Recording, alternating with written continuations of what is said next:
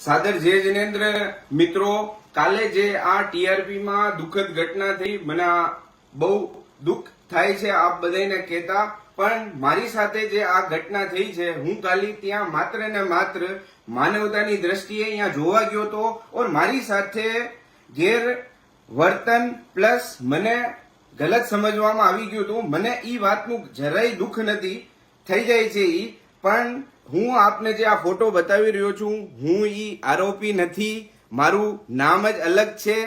હું આપને મારા ડોક્યુમેન્ટ બી બતાવું છું. આ મારા ડોક્યુમેન્ટ છે.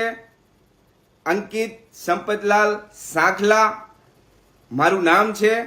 હું આપ બધાય મીડિયા પાર્ટનર જેટલા દેશ વિદેશમાં, રાજકોટના, ગુજરાતમાં, આપ બધાને નમ્ર વિનંતી કરું છું કે આ વિડીયો જલ્દથી જલ્દ આપ હટાવો. આમાં મારી ઓર મારી ફેમિલીના માટે બહુ આ ખતરનાક સાબિત થઈ શકે છે.